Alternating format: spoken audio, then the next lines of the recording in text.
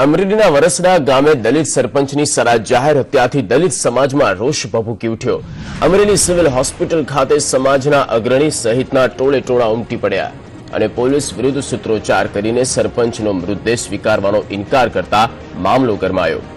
અમરેલીના વરસડાના સરપંચ જયસુખ કાનજી માધરની અજાણ્યા શખ્સો દ્વારા છરી પાઇપથી હુમલો કરીને સરા જાહેર હત્યા કરી નંખાઈ। સ્થિતિની ગંભીરતાને જોતા અમરેલી જિલ્લા પોલીસ વડા અને કલેક્ટર ઘટનાસ્થળે દોડી આવ્યા।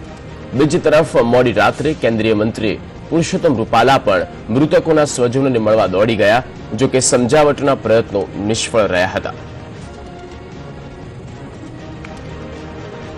તો અમરેલીના વરસડા ગામે એક દલિત સરપંચની સરા જાહેર હત્યા કરવામાં આવી છે। કયા કારણોસર હત્યા કરવામાં આવી તે હાલ સ્પષ્ટ થયું નથી, પરંતુ આ હત્યાને લઈને દલિત સમાજમાં એકાએક રોષ ભભૂકી ઉઠ્યો છે અને આક્રોશની લાગણી જોવા મળી રહી છે।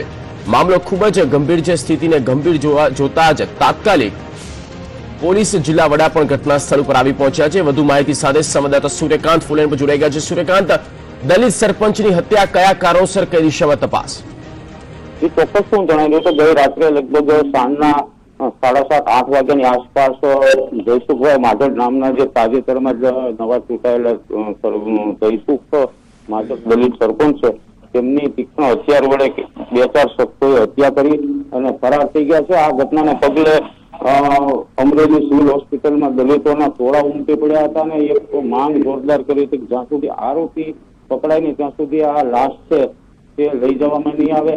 અને જે છેલ્લે માહિતી મળી છે, અત્યારે પણ સિવિલ હોસ્પિટલમાં દલિત સરપંચ જયસુખ માધવની લાશ પડી છે। આ ઘટનાને પગલે ગઈ રાત્રેથી તે કેન્દ્રીય મંત્રી Purushottam Rupala, collector, additional collector, DSP અને જિલ્લાભરની પોલીસના ધાડા ઉતારી મૂકવામાં આવ્યા છે। અને હાલ વાતાવરણ જે છે તે એક જ માંગ સાથે, પોલીસ સૂત્રોચ્ચાર સાથે એક જ માંગ છે કે જ્યાં સુધી સરપંચના હત્યારાઓ ન પકડાય ત્યાં સુધી આ લાશ લઈ જવામાં નહીં આવે।